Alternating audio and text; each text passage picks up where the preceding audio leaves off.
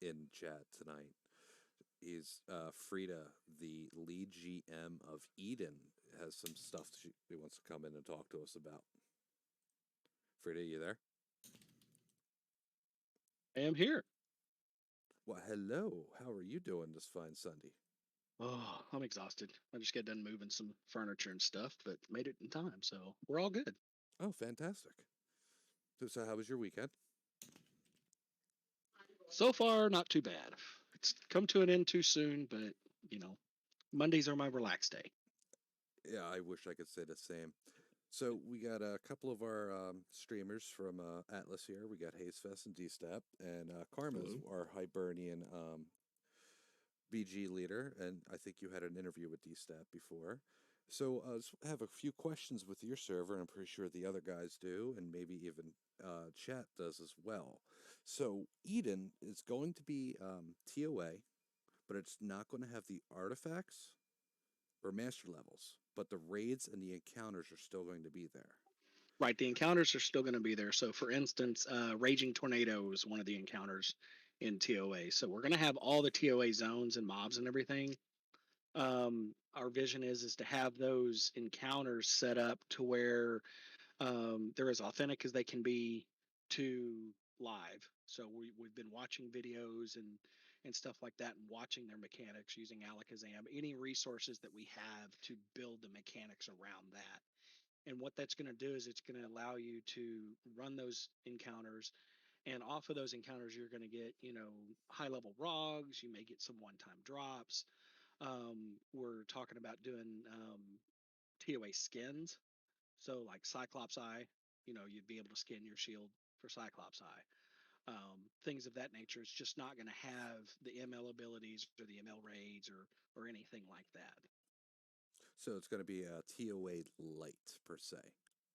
Right. Okay, now the other question that I have from watching your intro video, mounts, are they going to be baseline like champion level horses, or are they going to be behind certain milestones? So there's some thought behind that. We're talking about, possibly doing a small quest line to get them to where it just doesn't show up in, everybody's inventory. You have to, you know, do a little bit to get it. It's not going to be, like live used to be, where you'd have to go through all the rigmarole of getting them out. And then, of course, your Eden shards and stuff like that, you'd be able to purchase and upgrade and make it your own style type mount. Okay. All right. Okay. Hey, now the other thing, so with I know you guys just did a huge post today. So BG leaders get rewards. Is it only going to be the banners and a title and not exclusive mounts? Because I'm afraid that certain people that shouldn't be BG leaders going, oh, let me lead a BG so that I can get the special mount. Oh, so it's not going to be any special mounts like that, as it was posted in the announcement. We're going to have, there are going to be some milestones that can be met running a BG, and whether that be PVE or RVR or whatever. But the main thing we wanted to bring forth to the community was, everybody's saying, "All right, stick up on me, I'm moving." Well, which of the 100 people are you? Unless you have a macro that targets, one of the BG leaders, it's target your group member, and if your group member spazzes off somewhere and, oh look, it's Lurricane, we're going to go chase it. It's going to help. Those banners are going to help say, okay, I'm the BG leader, follow me. So that's the purpose behind that. And then some of the other milestones that we're going to have, toll gates and stuff, you might put in XP rewards, where they could put a buff for everyone around them, not just themselves. So it helps the community with the efforts that they've done. So, you're going out there, you're putting in the effort, you're putting in the time. Hopefully people are listening to you. Probably not, but you're out there doing your thing. And to sort of give back and say, hey, come follow me. I'm I'm good. Let's get this going. We are going to have a few of those, but nothing in a sort of anything that's going to give them any exclusive mounts or anything like that. We do have the armor skins and stuff, which are kind of cool, but I mean anybody can get those off of reskinning from TOA skins and stuff. One other question. Is there going to be I know on Atlas they just added a BG in-game loot rolling system. I don't know if you've seen it or anything, but are you going to have something similar to that, or you're going to have like a loot box for BG leaders to push loot through, or anything like that? So that's a two-form approach. We are thinking of different approaches of that, especially in like RVR. We've kind of tossed around the idea of, you kind of like what Live used to do, where you take a keep and you know, oh, your name gets rolled and you go open up the thing and you get a key, so forth, so on. And so we've thought about doing loot boxes. We've thought of, it's a lot of the same code that was on Celestius. Of course, Celestius didn't have, raids and stuff, but the code base is already there to do the BG roles and keep it in game and stuff like that. So all of that's already there. It's just which direction are we going to go? Are we going to, have someone, spawn something, or we haven't quite got to that yet. We want to, get through alpha phase and get that 1 through 24 experience and get the feedback from that. And then push forward to the more high end dungeons, the dragons, the RVR loot type stuff. I want to correct something real fast, not for you, Frida. NMCC2168 from the chat. I'm not the only one doing stuff for people. Haze Fest here has created on multiple times countless materials for this server, as well as for people to use. Dstap leads as well. He plays on Albion. Most of you who don't play on Albion won't know him. And Maykrel just recently went from Hibernia to Midgard, and he's also started to help them out with their BG leadership. No, I'm not the only one who does stuff for people. Sorry about the interruption. Oh no, it's good. Um, I just lost my train of thought. I derailed it, killing thousands. Hayes, you got anything for Frida? I think one of the biggest things that I've seen kind of whispered around Phoenix and Eden, and I personally am curious. The only thing in the character planner that is a huge red flag is Bone Dancers. And the reason I bring them up is because they both have Twiff and Negative Maelstrom. No other class in the game has that combination.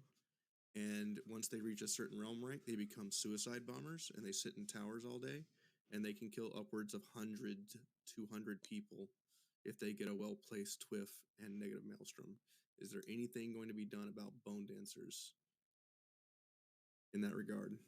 Yeah, you're not the only one that's brought that up, and it's a good point. Staying true to the patch level, that's where that came from. We are definitely up for suggestions, and that, like I said, you're not the only one who's brought that up to the forefront.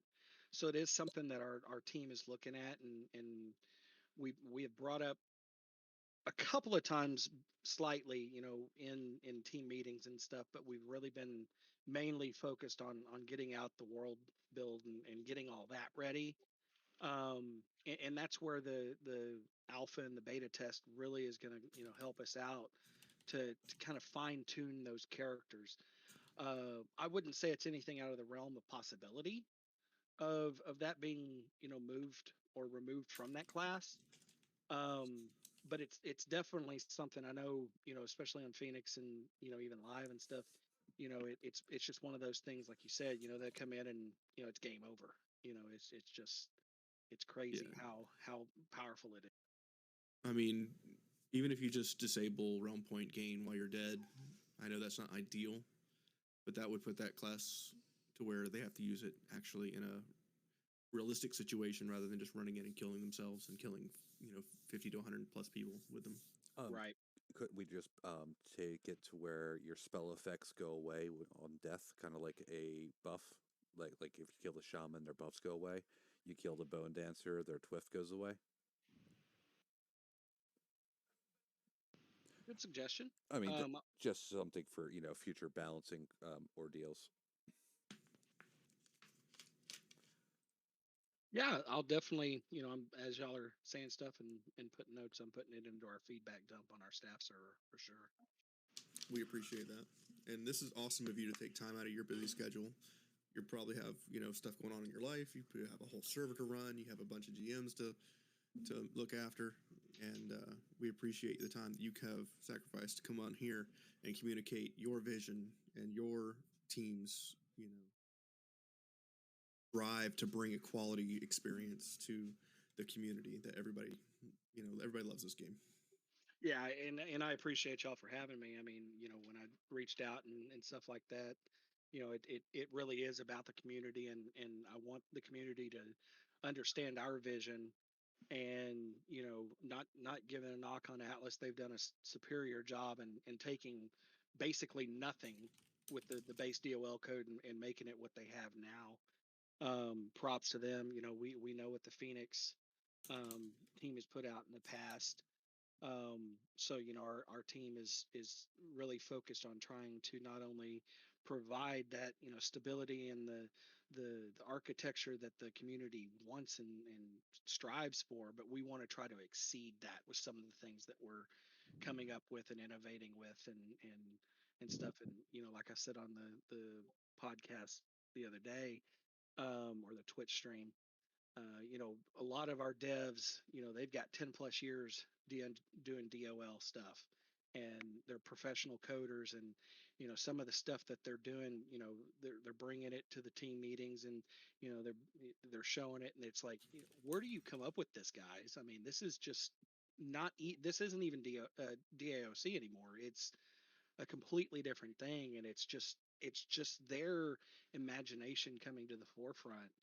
And it's great to see what they're putting together for us. Oh, fantastic! Yes, I mean the things that these devs are able to do for the community, hands down, amazing. I don't think there's another game out there that has the free shards or private servers, whatever you want to call them, that does it the way that Dark Age does. I've played Lineage 2 servers, I've played World of Warcraft servers, I've played City of Hero private servers. They all seem to be in it for some sort of profit. Now, the one thing that a lot of these other servers do have that I'm kind of interested in that I would like to see you maybe think about with an event or a seasonal server is at the end of each season on a lot of these other games, they have a permanent server that your seasonal server, when it goes to wipe, it doesn't wipe, but those characters are copied over to their permanent server so that people who want to continue on with that one character can, or if there's like a league mechanic that they don't like with, like, say, Path of Exile, they can still continue to play the game on a character they put work on as opposed to completely losing them. Would that be something in the means that Eden could do or maybe even think about? It's a good perspective. It's definitely something that can be done. I mean, that's just spinning up a second instance of the server and making season 2 that way. Like we've said, we don't want our seasons to be hard set, 6, 9, 12 months or whatever. We really want to see what our dev team can bring to the forefront to try to keep the population there. And I think a lot of the stuff that they're putting together is going to be able to do that.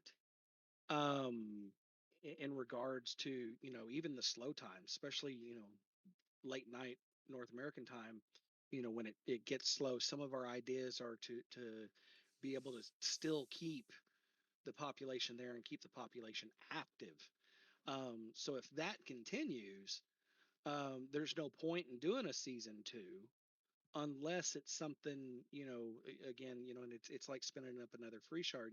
If you start spinning up another season, you're just gonna water the base down, and your population is going to spread out amongst those servers, kind of like what happened with live, and they had to merge them all together. So I mean, it's definitely something that's a possibility. We're not putting that out of our minds.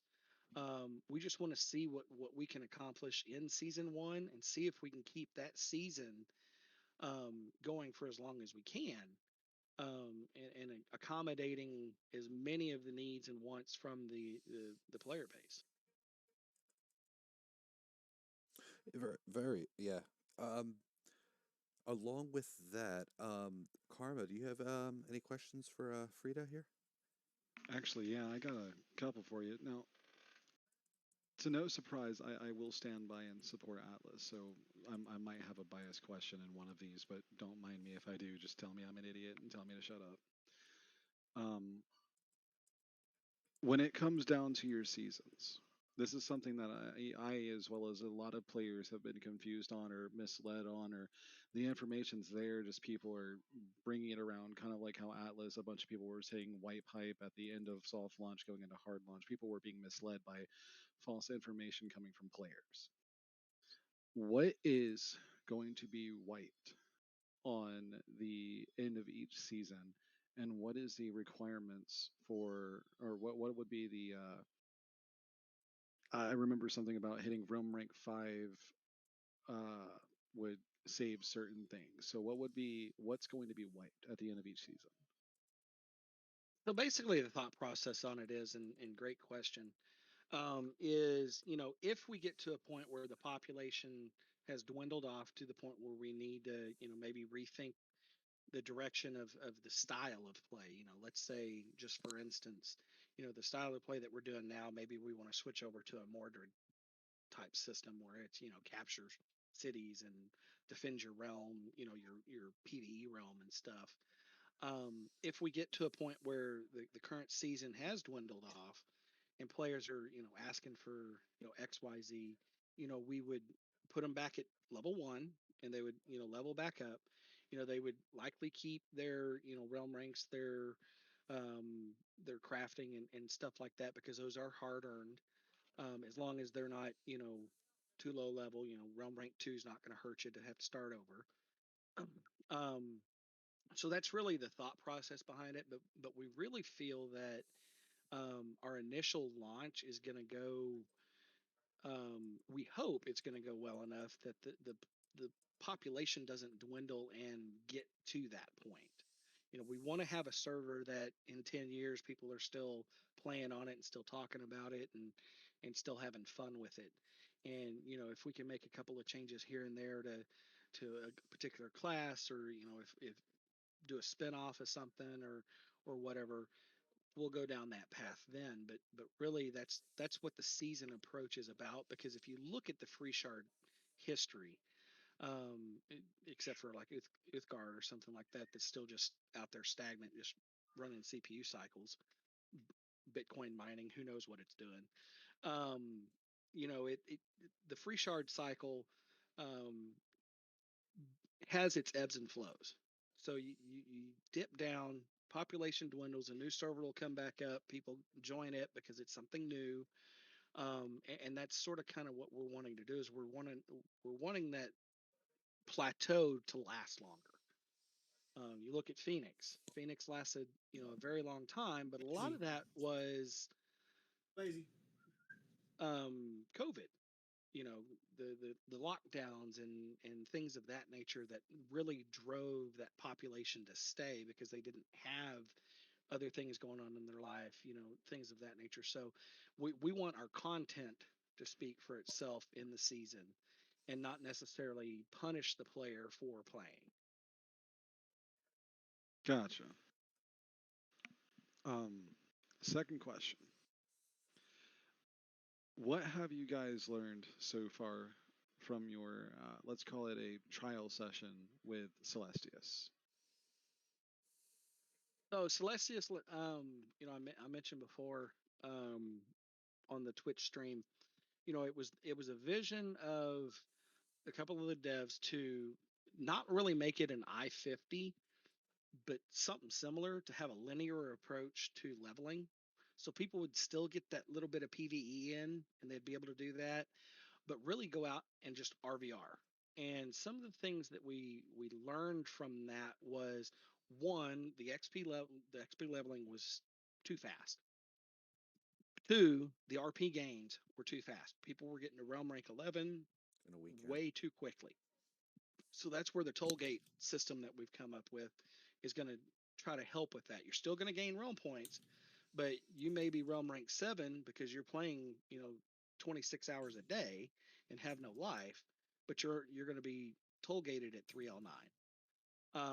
That's going to allow those players that, the casual players, the players that, do have lives to go out there and still compete. And so there's that factor from it. The leveling isn't going to be as fast as Celestius for obvious reasons, because we don't want people, 1 to 50 in 3 hours. Of course, power level groups, whenever people get up and stuff like that, you're going to be able to level faster than you would as a level 1 group going forward. So I mean, there's those learnings. The other thing, like the doppelgangers, they were, a new idea. Phoenix came out with their zones and their flags and this and that was a new idea. So Celestius really built on the fact of what can we do in a short amount of period to get people RVRing and get people out there doing what the game is, a large portion of the game, which is RVR. The problem with that is that vision was expected. It was expected, but not expected to fail. But it wasn't expected to last, 12 months, 2 years. Because, if everybody plays, everybody's realm rank 11, what do they have to do? Start a new Right. character? It just didn't make sense. So it was really just a lot of testing the waters and seeing, what could be done with the code and like the Renegade system was put into play. So, we're taking, a portion of that and putting it into Eden where it's only on EV. And, that puts a fourth realm type dimension to it. That those players that, let's say there's an Albion raid, they're getting a relic and, a guild wants to go out and harass the Albions. Go set yourself up as a renegade, and if they pass their EV, they're free game. Or the Mordred style. You want to go out there and fight your buddy, go set yourself as a renegade and fight your buddy. So there's a lot of that thought process that's gone into Eden that we've learned from Celestius. Now, you did mention that Renegade topic, and I know Haze Fest has been nipping at the bits to ask you questions about the Renegade system, so I'm going to let him go right ahead. Yeah, I mean, basically, a lot of people probably haven't read deep into the server information on the website, and I don't really know if Renegades are mentioned there. But then again, you guys said you have a few announcements that you have yet to make. So, Renegade system, what does that entail? Is it similar to like a Mordred style system? So the Renegade system on Celestius was, they would go out and they would capture a few Minotaur relics and everything, and then they would fight other groups on Agramon, and then once you became the Renegade, you could go anywhere within RVR, and you could go attack other keeps and your own keeps and towers if you wanted to, or your own realm, the other realms. Basically, they became the fourth realm. Now it was just a group that could do that on Celestius. What we're adapting it to on Eden is, instead of it going and capturing relics, you actually have to go basically to an NPC and say, hey, I want to be a renegade, or my group wants to be a renegade. So multiple groups can go out and be renegades and they can fight each other, or they can, kind of gather up together. Let's say you have a guild event or whatever and you want to be a renegade and fight on Agramon, you can go out there and do that. Or like I said, if you have a friend that, has been talking smack to you, oh, I can beat you, I can beat you. Oh, come on, let's do this. Go out to EV, sign up. Both of y'all are renegades. Y'all can fight each other. Now, is this something you can turn on and off? Yes. Okay. Interesting. Now, as a renegade, you said you can go anywhere. Could I say, as a Hib, walk my way into Jordheim? No. So when I said anywhere, it was in the frontier zone. Okay. And on Eden, the renegades are going to be subject to EV only. And the reason for this is part of the learning that we learned was you would get, an elite 8-man group out. They would go get renegade. And then let's say you had a mid Zerg or whatever. Let's say they were a mid group. And they would go attack the mid Zerg just to get realm points and harass them. So we're keeping them on EV for that purpose, because while they are the fourth realm, and we're also talking the central keep in EV, potentially being the renegade keep, and you can go attack it and the renegades can defend against it, and so forth. So you can have three realms attacking one keep, but you have the renegade group that's protecting it.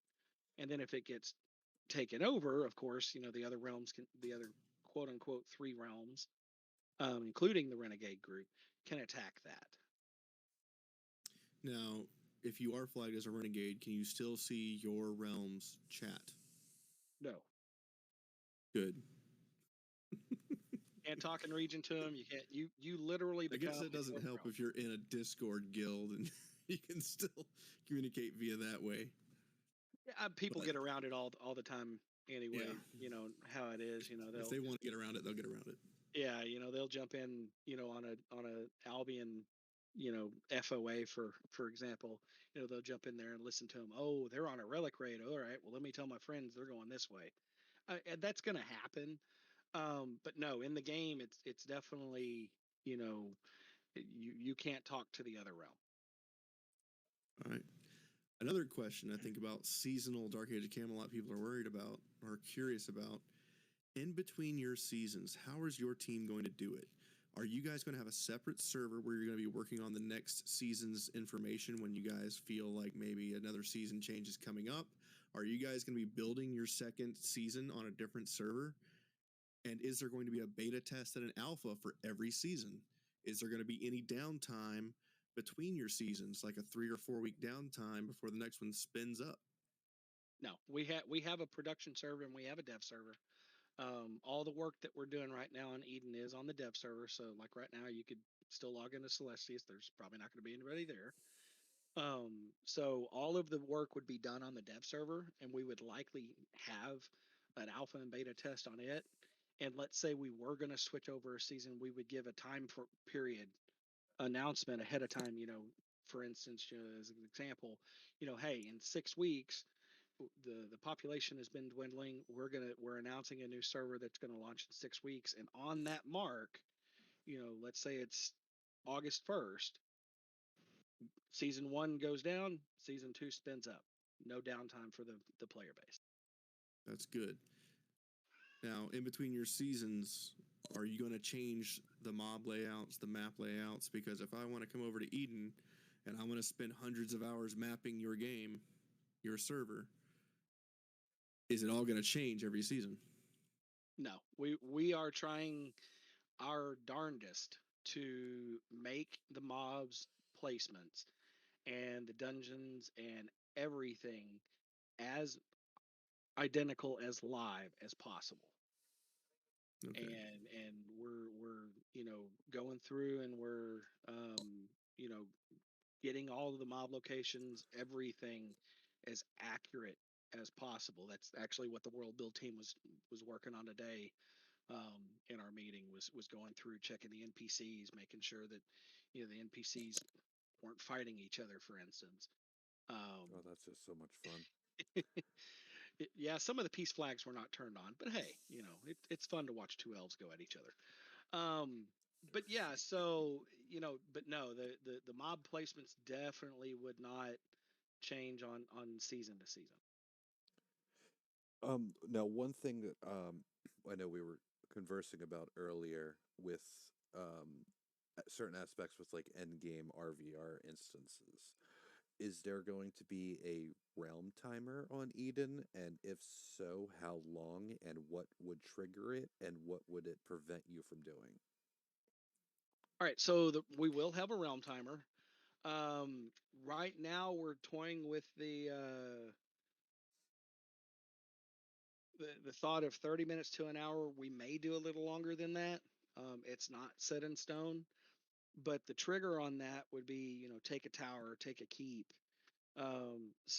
kill a player, get realm points, go PvE all you want. But as long as you do something in RVR that hits that trigger, you're locked into that realm for that amount of period. And the reason for that is we don't want we don't want cross realming. Two, we don't want, the HIB BG's, 98 players, the AL BG's only 60. Well, forget ALB. I'm going to go get my realm points on HIB. We want to build that realm loyalty up. Like we announced, before, we want to build that up. We want to have people that when they play a realm, they're excited to play that realm and help that realm and be there and not just be like, forget it. You play a day, you get this. You play a day on the other realm, you lose some of that realm loyalty bonus. Okay. With the One realm other. loyalty, Oh, go ahead. Good. with the realm loyalty, in the patch notes today, it said something about like to get a full 100% realm loyalty will take like 100 days. Um, and if you do anything in RVR, you will backtrack that. So if you have 100%, if you're trying to get 100% realm loyalty, that's 100 days is. I mean, some servers don't even last that long. Do you have any like? Is that set in stone the 100 days, or is that just kind of like an example of? I mean, you could hit 100 days and lose all the population, and then go, oh, here's season 2, and then you have to start the realm loyalty, or will that carry over if it happened to be 100 days and a new season would go by? It would carry over for sure. That would be one of the things that we would carry over. Um, we hope Eden lasts longer than 100 days. Like I said, we have a lot of things, under our sleeve that we haven't announced that we're really excited to announce once it's available and we're good with it. The 100 days isn't necessarily set in stone, but it's a good starting point, because, like we said, you obtain 500 realm points in your 24-hour period, you get 1 point for the day. If you gain 500 realm points in a 24-hour period, it will decrease the other two realms by 4 points. So let's say you're sitting at 40 points on ALB, and you go play with a buddy and you kill one person, and you get 500 points. Well, you've just gone from 40 to 36. So it's going to make you think about where you want to play and where you want to put your loyalty. Um, that's really Makes where that sense. comes into play is, and then of course the renegade, loyalty as well. That's completely separate. Um, that goes along with that. So PvE is being introduced. You guys are taking the Celestia server. You guys are adding PvE to it, and really bringing that to the end game as well. There's going to be 2 different ways to level on Eden, and that's going to be the original PvE grind from 1 to 50, and then there's going to be the BG style 1 to 5, or 5 to 9, all that stuff, all the way to 49. Correct? Yep. There's actually more than 2. So you have the regular main world. Call it classic zone or whatever. You're going to have dungeons, which are going to have quests and stuff in it, to do. In the dungeons, you'll get rewards and stuff like that. So then you'll have the battlegrounds, which are going to have their own pros and cons, because you'll be able to get realm points. You'll be able to get different bonuses and stuff. And then you also have the RVR zones. So really, you have 4 different choices of leveling style that someone could go about. So if someone just wants to grind it out casually, they can go to the classic zones, SI classic, mainland classic, and grind it out. You can go in as a group to a dungeon and do a dungeon crawl. If you want to be a BG, person and get a group together, or, just get a couple buddies and go through the BGs, you can level that way. Um, you know, in RVR, there's going to be in New Frontiers, there's going to be areas that you can level out there as well. Just like if you look back on Live or you look back on Phoenix, you could have those zones. Of course, there's risk reward with all of them. Yeah, Pros so I and was about cons. to ask, what would be what would be the incentive for someone to go to 1 to 50 PVE instead of the battlegrounds? Because the battlegrounds, the realm points are what you want. I mean, I know there's going to be a cap, but at the same time, I think when Phoenix did the BG leveling events, I don't know how spun up those values were, but you would level so quickly as a 5-man in the BGs that Phoenix ran. How are you guys going to balance the speed between PvE outside of the battlegrounds to the PvE inside of the battlegrounds? So that's a great question. So, for example, the classic zones and stuff, uh, just examples. The classic zones, you're still going to get gear and stuff. You might not get the gear, the high quality gear with the high, util rate stuff like that from that. But your more casual players will be able to go out and do that. There'll be zones, like the TOA zone or the even, Dartmoor, whatever that, you can grind those levels out as a casual player if you want to do it that way. With the dungeons, you'll be able to go in and run some quests to get the XP that way. So each subset of that leveling is going to have its own modifier for leveling, and the goal really is about slash played 24 hours or so is kind of our goal on all four of them. So we don't want, let's say someone that's doing the battlegrounds to supersede someone who's, doing the dungeons or, the regular, classic zones. There's going to be, like I said, advantages to all of them, but there's going to be those disadvantages as well. Like you said, Appreciate you the answering that. battlegrounds, you have your realm points that you can get, which give you, your abilities that make your character stronger. Um, Whereas someone who's doing the classic areas, they're not going to get those realm points, but they're going to be a more casual player. They may be just wanting to farm gold. They may be wanting to farm shards, or whatever the case may be. I have a Yeah. quick question with it being TOA and the like. So is crafting going to be completely obsolete outside of alchemy? No, Oh, could no. you So go a it, little bit deeper into that? Yeah, crafting. You're going to need to have your gear crafted. You're going to need to have your weapons crafted. You're going to need to have your spell crafting done, your alchemy done, all of that, because the way the ROG system is set up is we want to make it to where we have the 101 cap, but we want to make it to where you have to work for it a little bit. Not everybody's going to be able to cap out at 101.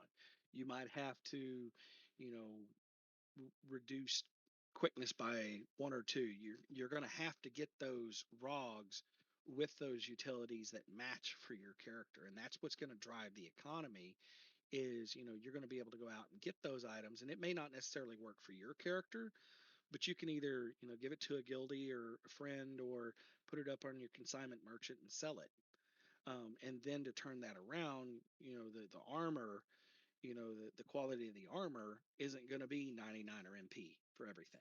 You're going to have some 84s in there. You're going to have, the lower level stuff that's going to get you through leveling to get you to where you can RVR and stuff, but it's not going to be 99 or MP. so we have a question from chat for you, Frida. Dr. Blue Little asks, how will Frida and his team handle the people that sell gear, levels, items for real world money? And the reason he's asking is this because he's wondering how you're going to avoid any legal ramifications because of this. If they are caught selling for real world money, they are going to get insta banned. We do not allow that. We do not condone that. We do not want that. So if they are caught doing that, and there are ways on the system that can track that, if they are caught doing that, they will get banned. And it won't be just their character; it'll be their hardware ID, their IP address, everything. Including Discord, correct? Yep, yep. Everything's going to get banned, and then we can go down, as far as let's say RP farming. If we catch someone that's RP farming their buddy, guess what? You just earned season 2 right there for yourself because we can go in and reset you back to level 1 and strip all your gear. Awesome. So you can do targeted Well, resets as well as mass resets if needed. Correct. I had one more question from chat about the RP realm rank gating. Is that a hard set number and time, or is that going to be a little bit more flexible based upon population and like? So it right now it's a hard set time every week. After the first month, 309 is going to be the first month, and then after that we'll go up. I don't even know what it was, 200,000. 200,000. Yeah, something like that. But like I said, we have things under our sleeve that we're hoping to combat that. So over time, let's say the population does dwindle off some. People are going on holiday. Whatever. We have some things that we hope to bring to the community that is still playing. That's going to help offset those dips in the population. I got one from chat from Sineth um, about the realm timer. Would you even be up to doing and extending it from PvP as well as PvP? So no matter if you're on Elb and you go over to your hib and you do a little bit of PvE, could you get a locked 30 minutes or an hour or something like that? So not just RVR. Great question. Anytime you walk into a realm. Yeah, great question. That really hasn't been brought up. I know, our focus has been, keeping the RVR from swinging excessively when one BG is stronger than the other. But that is a good thought process. The only and having a much lower timer, like you said, 30 minutes, whatever, so people can't, hop over and join a BG or whatever and spy on it or whatnot. Like I said, that hasn't really been brought up or thought of, but that is a great suggestion. I recommend that during your alpha, beta, all your other testing, keep an eye on how long it takes to run relic raids on average and make that your timer for PvE. Because you want to have them get the relic and run it back however long that takes.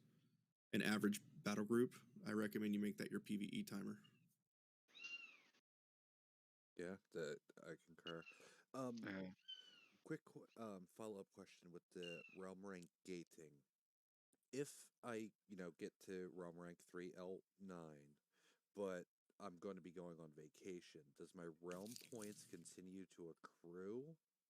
And I'm just stuck at the realm rank so that when I come back in month 2, I would be realm rank 5? Right. So let's say month 1, your toll gate is the 3L9, but you have enough realm rank or realm points stored up to be realm rank 7, right? So let's say you take a month off or 2 months off, and the new realm toll gate is realm rank 5. You'll come in and have it's not really capping the realm points, it's capping the realm skill points that are available to spend. So every time that new toll gate opens up, you get a new realm skill point to spend. So when you do come back, you'll have those new realm skill points to spend from the realm points that you've earned. Okay. That thank you for clarifying. I got now. These are some small questions you could probably answer within a few seconds of each, but I'm gonna hit you with probably like 5 or 6, maybe a couple seconds each. Like I said, Animus Shroom Cap on Atlas. It's 13 and that, yeah. 1,000 range, and then 21 for any range. What is Eden going to do about Animus Shroom Cap? Because a lot of people are worried that Animus are just going to continuously get nerfed across every server, seeing that they, in a sense, are the most powerful PvE character to make, but just in RVR, when you nerf them in PvE and RVR, they become useless. Right. No, I understand that. Our thought process right now is kind of like what Celestius was. Where it's I want to say it was like 15 in a 1500 radius, somewhere around that, and that's both PVE and RVR. So that's kind of the thought process right now going into alpha. So that we'll keep that going into there, and if we get a lot of feedback of, hey, we need to expand upon that or reduce the range or whatever, we'll definitely take that under consideration. I'm going to come back to that one, and I'm going to give you a suggestion at the end, because there is something that I was talking to Conclave about that I had 30 people in chat, and we were all talking about it, and we came to a really good conclusion on that one. It sounded like the best option for anybody to really balance the class itself. But um, as far as it goes past the actual classes, because there's not many other classes that I know about that really need fine tuning, rather than taking a look at some of their abilities and giving certain this is going to be TOA, so some classes that don't have their side stun here on Atlas are going to have their side stun on Eden, and some people will have to play with it and see how things go. Specs are going to change. One thing I do want to ask though is, how are y'all going to incorporate in-game rating in the TOA zones with classic style only RAs and spells and gear, et cetera, et cetera? So without the TOA, I mean, we're going to have the TOA stats, the 101 stats and resist and everything else that we can get. But the gear itself, we're not going to have the stuff that you could get from everything else. So the artifacts and everything else. So how is Eden going to even out the balance by not having those items added into the game? So we are going to have ROG items that do have the stats on them. So whenever they're going to have, that's where the TOA zone really comes into play, is it's going to be the in-game area to get your jewelry, your weapons and stuff like that. They're going to have those cap stats, so it doesn't have to be spellcrafted and everything like that on there. So that's sort of how we're going to balance that. Of course, spellcrafting and everything else is going to come into play with that as well. The biggest thing with, so the toys that come with the artifacts or with the ML abilities, that's really what we're getting rid of. So the ability to have your stat caps is still going to be there, whether it's spellcrafting or ROGs, and that's where the ROGs are going to come into play specifically, is going to be there. Are we saying that everybody's going to be able to get to 101 right away? No, it may take you a month or two to get that quote unquote perfect template. And that's sort of the purpose behind it, because we don't want people going out in RVR day 2 with a perfect template and just annihilating everybody. And those people that are getting annihilated because they fell behind the curve a little bit get discouraged. So Right. that's where a lot of those encounters and in-game content, the TOA, the dragon, the city, things of that are going to drop those items that are needed to be able to do that. All right. And then my last question before, because I really don't have many other questions to go off of, really, is how is Eden going to handle the influx of players that are going to be, I'm sorry, let me rephrase this. How is Eden going to handle the influx of players leaving Atlas to come to Eden, as well as the players that are going to end up also leaving Eden and Atlas for Phoenix when that time comes rolling around? Great question. So the influx of incoming isn't going to be a problem. We're running the same stable code on almost an identical server as Celestius was. So having 3,000-4,000 people on it, not going to be a problem. The influx of people that may leave to go to Phoenix and try it out, we're hoping that the game that we provide is going to have them attached to that, and they may leave for a week or two and kind of see what Phoenix is all about, and then come back. So again, some of the things that are up our sleeve that we really aren't at liberty to announce right now because we don't want other people, one, we don't want other people going, oh, well, that's a great idea. Let's do it ourselves. Two, it's not quite ready yet, but the mechanics that we're putting in game will help alleviate some of that population stress that could come from those ebbs and flows. Um, Again, we'll have announcements on that. You know, I've been begging for them to announce it sooner than later. But I keep getting pushback from the devs. Not yet, not yet, not yet. So, we brought in, an old time gamer, a dark age, as a GM and here recently, and we showed him what it was all about, and he had to step away from his computer for 5 minutes and just go sit on his couch and just chill, and came back and he goes, I can't. This isn't dark age. This is beyond anything I've ever seen. So those are the things that we have that are coming soon, as announcements, and we'll have them in game to help with those drastic changes in population. Gotcha. Um, I'm gonna bounce off the population, which is also a concern of a few people in chat with the again with the ROM rank toll gating.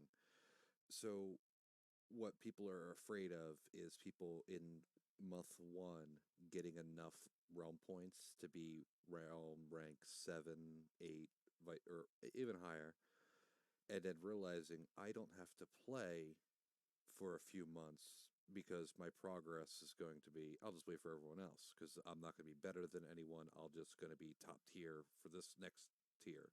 So they're afraid of the population dipping from those players not needing to play. Is there going to be a continuing incentive for those players to be playing, or to just wait for the next month? So great question. I don't foresee, unless people have more time on their hands than I do, or a lot of people do, like 48-hour days or something. I don't foresee people getting to those high realm ranks that soon, just based on how we're setting it up. For one, for two, again, it's going to point back to their templates. They're not going to have that elite template right away. So they're going to go out, they're going to RVR, they're going to get the realm points just like everybody else, but they may be able to get more just because they have more CPU cycles in their brain and don't ever sleep, and they're you know spinning away on caffeine all day. But that happens with every server. If you have someone that's playing 18 hours a day, they're going to get more. But the RP gain is going to be slower than Celestius by far, for one, and for two, um, it's going to allow that quote unquote subpopulation that's not gaining as fast because they're not playing as much. It's going to allow them to continue to stay up with them. So even if they do get, you know, let's say realm rank 5 in the first month, more power to you, buddy. That means you have more time on your hands and sense. Let me ask you this, because this will probably influence this. Are you able to currently at this time tell us how the utility will work on the items? Is it capped based on the level of the monster you're killing? Is it just a random number roll between X and X? How is your ROG system? Does it matter if you kill and farm in epic dungeons, or does it matter if you just kill in-game PvE? It does. So our ROG system is set up for utility. For instance, the level 1 to 10 dungeon or whatever is going to have a utility range between, let's say 10 and 24. And it'll spit it out that way. And then the in-game stuff, again, TOA is really where our our focus is for that higher utility, the city raids, the end game content is where you're going to get those higher utility things than just going to Dartmoor and farming giants all Do the y'all time. have an estimate of what your absolute top end rogs are going to be? Because we haven't seen anything higher than 90 on Atlas. Um, Probably a little higher than that, maybe. Just because the TOA stats and everything. Um, I know the world builders are working out that they haven't gotten to those high end areas yet because we've been focusing really hard on getting the 1 to 24 experience set up to where we can get the feedback on that. But that is Okay. something definitely our developers and our world builders are working through on getting project plans and stuff set up for. Now, So no, I don't know of any necessarily max cap per se of utility set at this point. okay. Do you know if Eden is going to do something similar to what Phoenix did, where they're going to allow spell crafting's gem cutting to break down accessories into some sort of currency that then you then pump back into your rogs? Because I feel like that's a bad system, and you're going to end up with people having 150, 300 utility rogs by the end of your lifetime. I understand that. I know there was I don't even remember the guy's name, um, but on Phoenix because we would run Darkspire all the time, and he'd just break down everything and just pump it into one. Um, he had like 115 util drop or something out of Darkspire once, and he pumped it up to like 210 or something, and it was still just going for it. Right now, we're not going to be doing that. We don't think it fits with the feel of the game. Phoenix at one point did have where you could, build the gem or whatever, and right click it and get some random item. That's been tossed around some, but still not something in stone that we're planning on doing. We really want the experience to be as close to live and the classic feel that everybody has, where your spellcrafters can get money, your alchemists can get money, your armor crafters can get money. The true community economy is built on what everybody does around you. Um, Two questions real quick, and then that's it for me. Um, Old RAs, new RAs, will there be a mixture of it? And speaking on top of the rogue system, um, will they finally break down and you have to get a new one, or will they last forever? Great question. So we are going with new RAs. It's going to be a lot like the way Celestius was set up. We are making some tweaks to them. Um, the character builder does have those in there, but the RAs are not going to be the old RAs where you have to wait 30 minutes for you know purge or anything like that. As for the durability, again, that's still kind of out there. We want to see how it plays out, because again, we don't expect people to have templates that they can put together, day one. We're expecting them to have to go out and say, okay, well, I'm going to have to give a little bit up on strength and a little bit up on con, but this is doable. And then when they come across another ROG that fits better in the template, they're going to have to rebuild that template to fit around that new ROG. So that's kind of the thought process right now, not necessarily, the durability of it, because we're hoping that by the way the ROG system is going to work is it's going to, challenge players in a way that they're having to, mix and match pieces. And when they come across a new piece, whether through Market Explorer or an encounter or, a raid or something that they get in on, we want them to have to really, think, oh, well, okay, this will give me an extra 4 con. I want to put that in my template. They're going to have to redo their template again, keeping that economy cycle flowing. That's good. How much has the community discussions that you have heard in the past week? I mean, we had the open discussion that was hosted by Palemo that you had first caught wind of, and then we have this type of show where we get together and we talk about it. How has this helped Eden and help them pivot or change their vision or fall more in line with the player base's ideals? It's been great. The feedback from the community, the feedback from y'all, and everybody. That's really what we're about, and that's what I'm about. Is getting that information from y'all of what style of play y'all want, what style of play y'all are looking for. Again, it's not going to be a one size fits all, because everybody has their different opinions. Even within our staff, we have you know solo centric. We have small man, 8-man, um, Zerg. We have the casual player like myself. I'm too old to be spending 18 hours a day playing anymore. So we have everybody in the group, and that's really been the greatest thing that I've run across. I've been playing since release, and it always felt like a lot of the other dev teams and the other teams, even on live and on, Phoenix, and there was a single vision from the primary stakeholder of the server, and that's what stuck, and everybody just had to fall in line with that. Where with Eden, everybody has their input, everybody has their opinion, everybody has something of value to bring to the team, and that's why we have weekly staff meetings. And throughout the week we're chatting with our web guy and our visual effects guy, and our developers and our world builders, and we're we're constantly chatting amongst each other, and we've developed a great rapport on the team, of when someone gives a suggestion, it's not a stupid suggestion.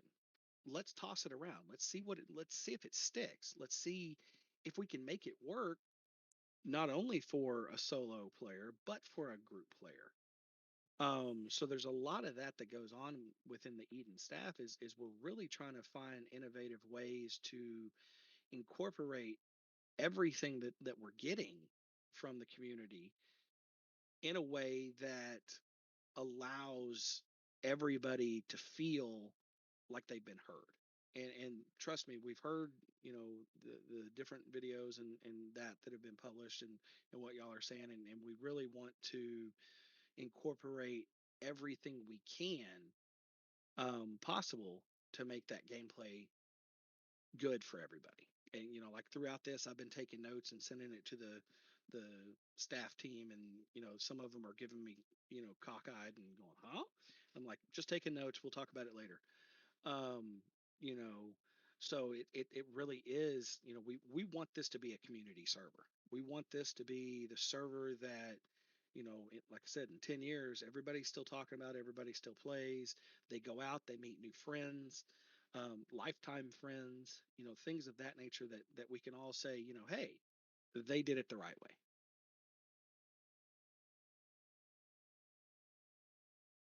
Go ahead, Karma.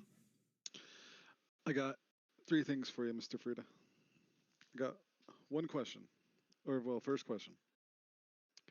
Somebody asked this in chat, but I had already planned on getting to this question because this is something that, as an old Uthgard player, this is something that really interested me about Uthgard. That you know, even with TOA zones coming out, this is still something that I feel no server has done quite like Uthgard has in the day, and that was Tajendi, the custom dungeon made and created by them to service the community, custom quest lines, etc., etc., etc., going on down the list, with everything that went around with it. There's never been anything, as far as I know, across any server. They've added Dark Spire to a server, they've added this, they've added that, but there's never been any custom dungeon built and created by a team since Uthgard. Do y'all have any plans on bringing anything like that to the server? Great question. I'm sure you've seen the video that we did for the launch of the server announcement and everything.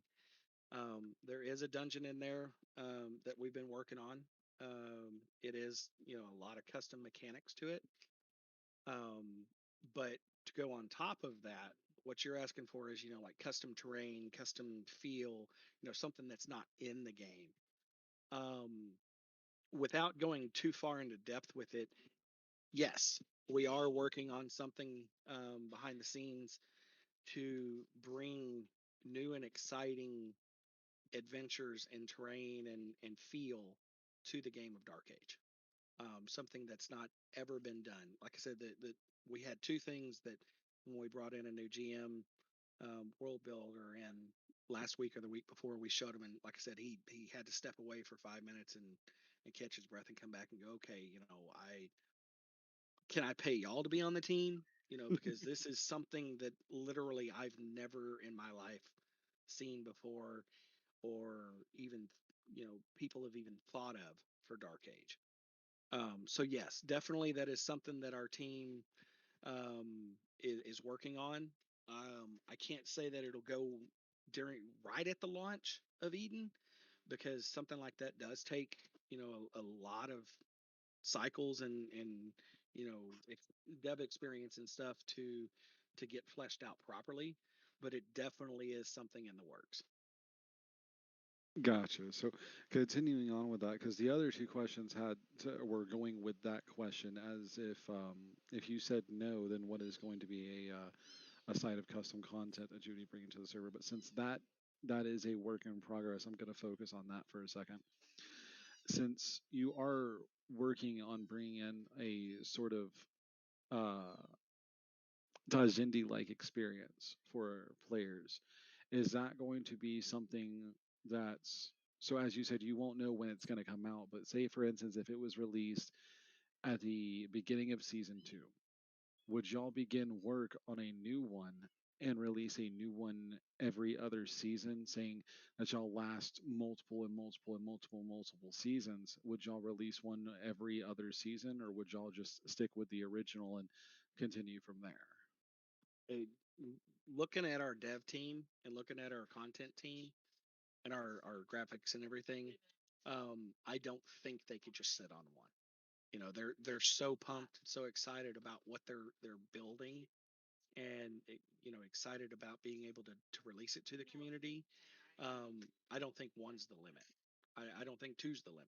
I don't know what the limit is, but they are just beyond excited. Our whole team is beyond excited with what they're coming up with, and the sky's the limit with what they're doing. I mean, literally, it's just the work they've done. Like I said, I've been playing Dark Age since release, and people Camelot Unchained, this, that. Forget about all that. I mean, the stuff that these guys are putting together is next level type stuff, and is going to change the feel and love for Dark Age for players. And it's just the sky's the limit with it. I mean, that's awesome to hear. It's good to see that there's going to be some custom content coming to the server that's going to be similar, if not better, than Tajini. Because I know a lot of us from Uthgard, that was one thing I believe that Uthgard had that made them last so long. Because not only did you have the game itself to play, but you had Tajindi of all things. I mean, this wasn't like you said, it wasn't Dark Age anymore. It was a whole new game walking into that kind of experience. Yeah, absolutely. And like I said, the two main things, and if any of the staffers that are on Eden listen to this or listening right now, they'll know what I'm talking about. It's just been, I can tell you the past probably 2 months when we've been working through these new things and new ideas and stuff.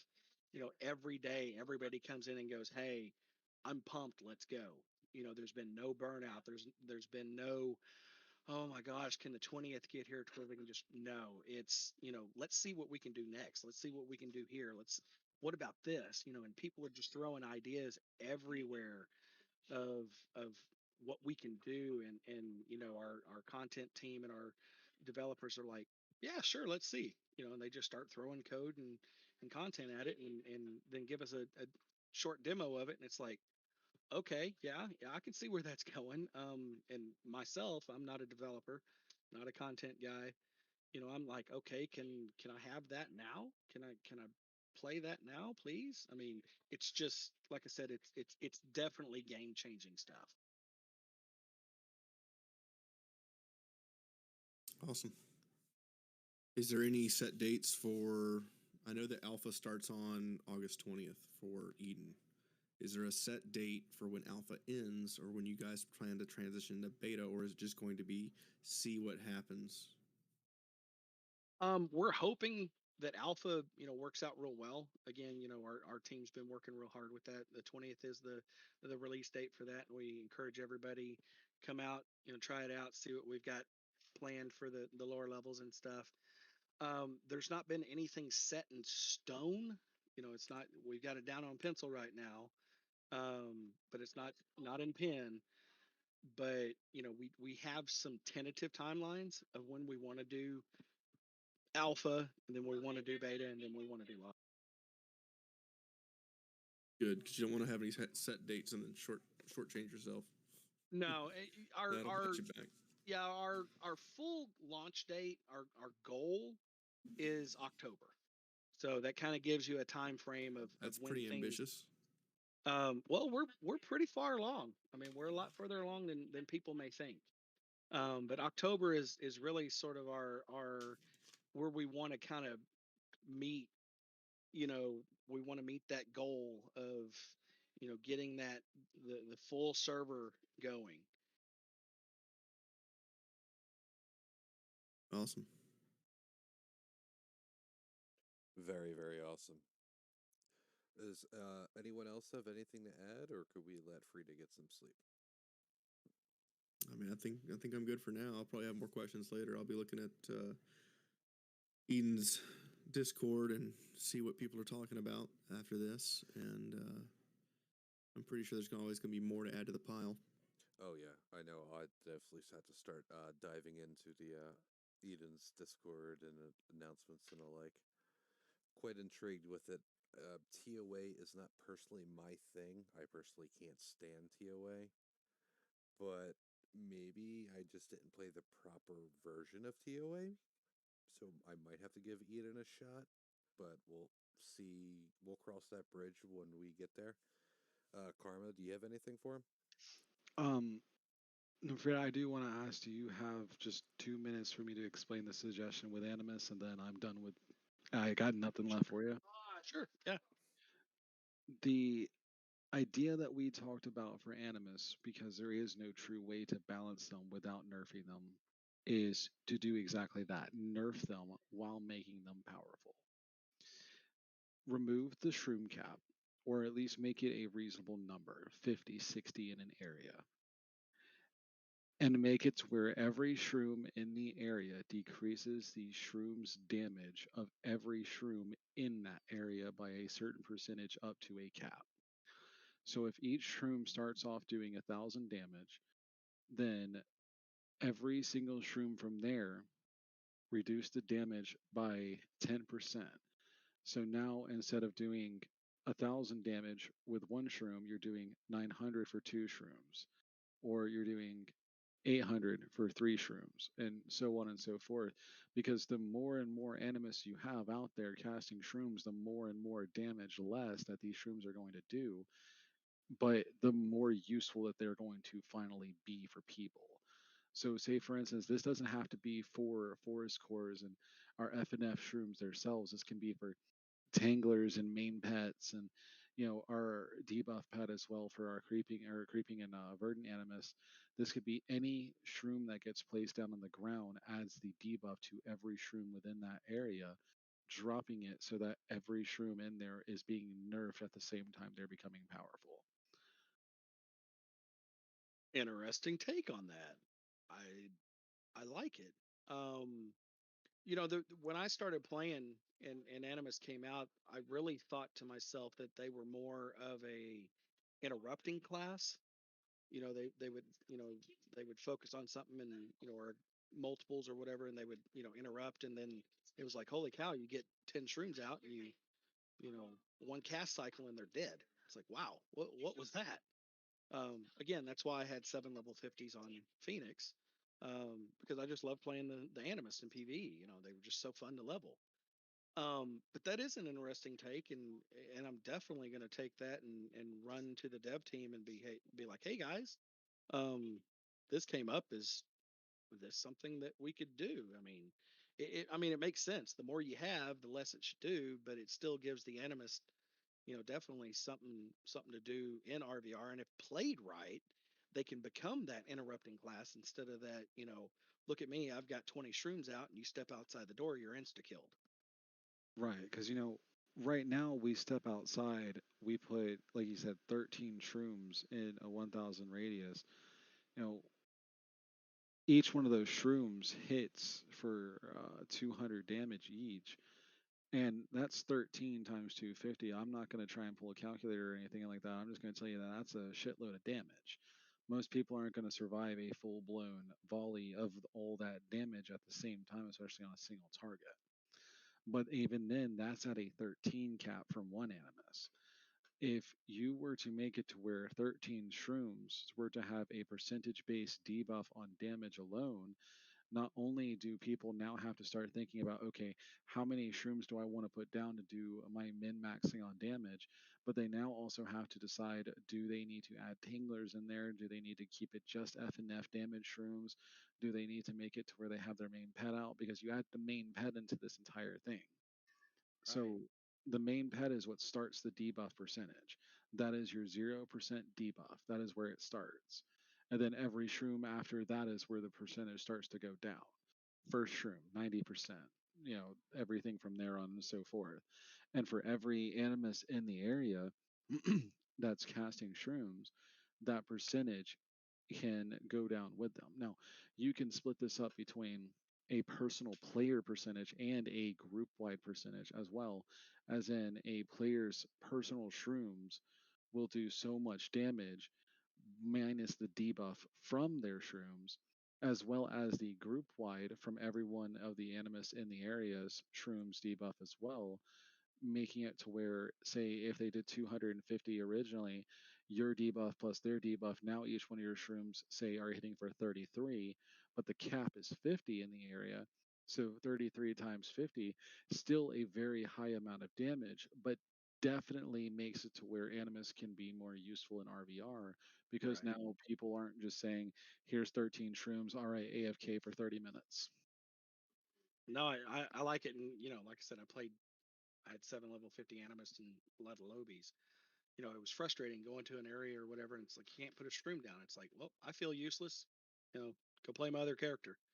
So yeah, I love the idea. Some of the guys are listening to the stream, and they're saying it's actually not a dumb idea. So yeah, that gives us some fat to chew on for sure. Um, great feedback, great idea. And we'll see. I mean, that definitely, it brings that class back into the fold, especially open field RVR, because your tanglers are so important. This, that, and the other. But it also gives a sense of purpose to them in keep fights and that type of stuff. So yeah, I mean, Right, and I mean, not only speaking on that, but I'm sorry, I know I'm taking up time, but not only speaking on that, but in a PVE sense, I don't know how it was on other servers. I only know how it was on Uthgard. Everything that was attacking the mob. So, say for instance, we're on Dragon right now. There's 100 of us out there. Every single thing that's attacking that dragon is adding a hit percent chance to it, making it more likely to be hit by everything in the area around it. So limiting, us to 13 to shrooms, that really does hinder PvE on Hibernia, even though it doesn't seem like it. It does kind of hinder us because we could be killing much faster, much faster. yeah, no, I agree. I mean, that is definitely an outside the box thinking, and like I said, a couple of the guys have already said, good idea. Um, so Coding yeah, nightmare, but it's a good idea. yeah, I mean, your frame rate's going to go down to nothing, but fine. Who cares? You know, we're wanting to be nostalgic, right? Go back to I the old mean, days of Dark running Age on a Camelot toaster. yeah, it runs on a toaster. It's fine. Yeah, just play it on your new phones. I mean, we're good. Yeah. Have phones, don't you? But no, definitely great idea. This like I said, I've got it in my OneNote as something, and I put it in the feedback for the team and everything. Definitely something that we can, and like I said, with our developers, the sky's the limit with them. But yeah, that's Yeah, thank you for that. you should definitely put the Bone Dancer Twiff and Negative Maelstrom up for like a public discussion on your Discord and see what people think about that. Yeah. We're gonna have some polls and stuff, and Somebody stuff out on there's the gonna have a forums. better idea than me. So, saying. Yep. Yeah. Yeah, definitely. I do agree with that, especially when they get to the higher realm ranks and stuff under their belt. But yeah, great feedback. I mean, this has Well, been very helpful for the team and well, I mean, I think it for the goes both community. ways. Yeah, I think it goes both ways. I think the people really appreciate you coming on, spending your time here, and kind of just discussing what your ideas were. And I think a lot of people are looking forward to the alpha. Hopefully, you guys will get a better turnout because Atlas's alpha didn't reach more than 450 players, which led to a lot of their issues once they launched. So hopefully, you guys can get a good sample size and run with it. Yeah, precisely. I mean, I know a lot of people in the Atlas community, when you mention Eden, they don't really know what it is. So I figured, let me get our community together and address what Eden is with the GM of Eden, and Yeah. for everyone to come to their own conclusions if that's something that they want to play. Yeah. We're Yeah, just and here to bring the information. like I said at the beginning, I have all the kudos to the Atlas team. They've taken basically nothing and turned it into something that people are starting to enjoy and stuff. Um, and we want to do the same. We didn't take from I didn't take because I'm not a developer, but like I said, a lot of these guys have been developing on DOL for 10 plus years. So they did have to start from scratch. So they'd gone through those panic moments of why does it keep crashing, why does it keep doing this. So kudos to them for the work that they've done, and to be able to get through it. And Well, it's not that we're necessarily wanting to, we don't like them, we want to kill their server, none of that. It's just we started developing Eden before Celestius started dying off. So it was more of a, hey, we want to bring something new to the table, and nothing was, coming about very quickly. And then Atlas launched and everything.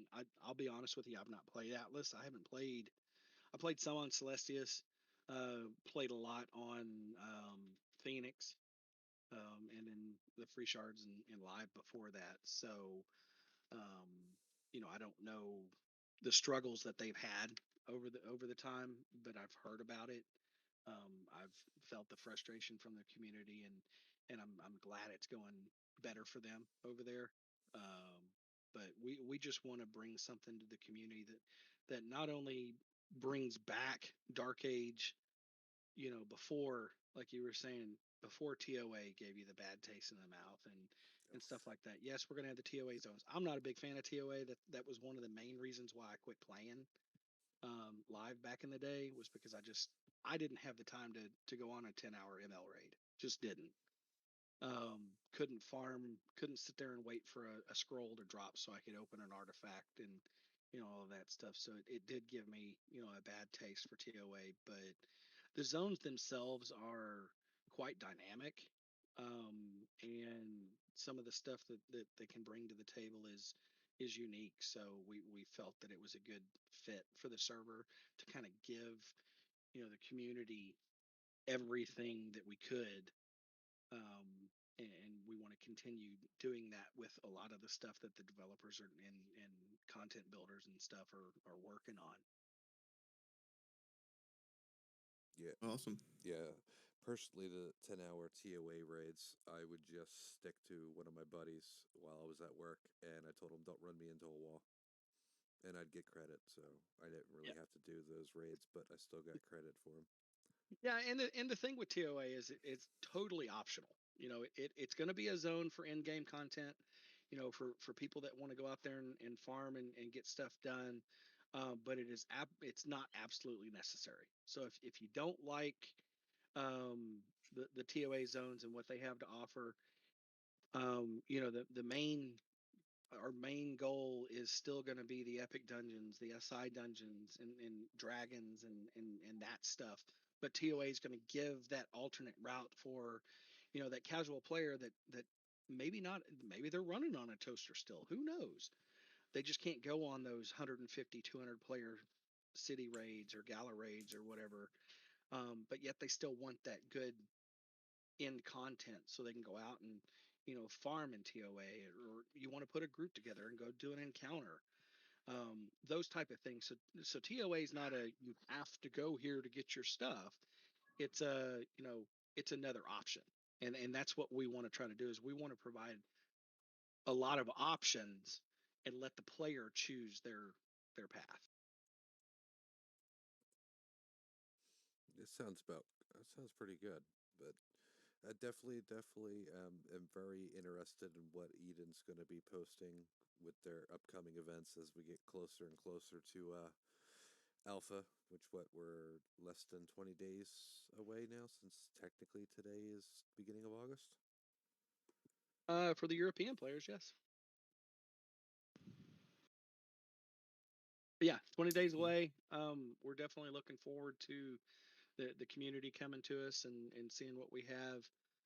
Like I said, we've been putting in a lot of work, a lot of hard blood, sweat, and tears, a lot of tears, um, into to getting this up and going. And I can't say enough about my team and everything that they're doing and to get those areas prepped for that alpha launch, that 1 to 24.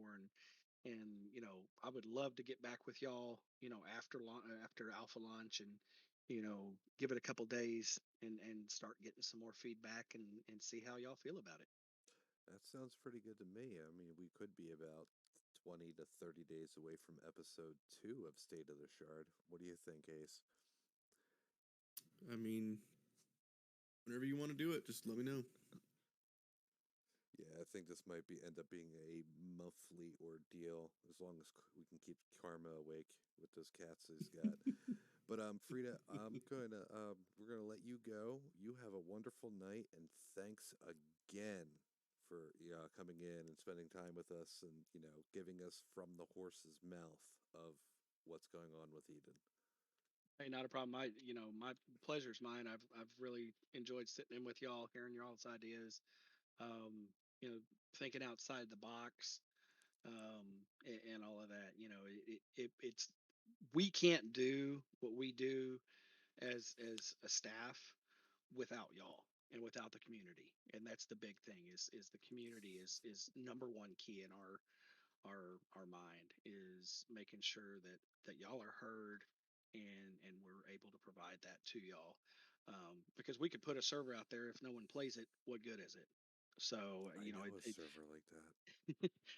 the pleasure has definitely been mine, and like I said, I definitely look forward to episode 2 of this, and getting in and getting some feedback and see where we can go with this. I mean, like I said, the sky's the limit with what we've got going on, and with what the community has to offer. Awesome. Hopefully, one day, once Eden and Atlas have established their visions on their servers, maybe we can get you all together for a big powwow for an Uber server. Yeah, we would, we would love it. I would, it was brought up in the Twitch stream. Why can't the dev community work together on this? The developers are kind of a little weird. I don't know if y'all have ever known that. They're kind of a little weird creature, and a lot of their ego comes out, and they're like, oh, well, we want to do it this way, we want to do it that way. And I really feel that the approach that we've taken with Eden and our staff, and making sure that everybody's heard. Not just the developers, not just the content builders, not just any of that. Um, our team really wants this for the community, and even when they launched, some of our devs reached out to them, when they were having issues with their troubles, and gave them some pointers and helped them out. Like I said, it's not an us versus them. It's a dev community wanting to publish something for the community that the community can love and live with going forward. So, yeah, one day we would, um, you know, we would love to everybody work together. That's been the theme for all governments, everything. We just want to work together, and that's really our philosophy with the Eden staff. Is we want everybody to have a focus on the community and the game that we love for the past 20 years. There's nothing else like it out there, and so that's really where we come from. I got one more question. Since your team is established and been in the community for a while and been working on Dark Age Camelot behind the scenes, does anyone on your team have any insight on Broadsword actually working on a classic server? Because ever since the announcement months ago, there's been radio silence. There's been no proof that that's ever actually been started. It was announced January or February, and not a word has happened since. There's no direct intel from the team, Okay. but we all know historically how Broadsword is. Yeah, that's all I wanted to know. It's kind of like Camelot Unchained. I mean, I don't know Yeah, who it doesn't all. exist until we see something concrete. Yeah, until they actually come up with something. I where I work, we actually had a client bring up to us that one of their competitors said that they had 20 million subscribers. Okay, that's great. Do they actually? We don't know. They could say whatever they want to say. Do they have 20 million subscribers? Probably not, because they're not that really big of a company. So they can say what they want, but it's kind of like the state of Missouri. It's the show me state with Broadsword. You got to show me before I can believe anything. Yeah, that's how I feel about it as well. If we haven't seen anything, it doesn't exist. And how many times has Broadsword bit us in the butt with stuff? I mean, I haven't really been paying attention for the last 20 years. How many times did I pay your monthly subscription? Right? Yeah. Right, so I mean, take it. People that want to believe in it can believe in it. People that want to believe in the Tooth Fairy and unicorns, hey, more power to you. I'll support you if you want to believe in it. Unicorns are real. I've killed one in Dark Age Camelot. Oh, there you go. And it's the national animal of Ireland. But yeah, it's one of those. Take it with a grain of salt with those guys. I mean, I don't know. I mean, none of our guys have any insight knowledge. We have no association with Broadsword, any of that.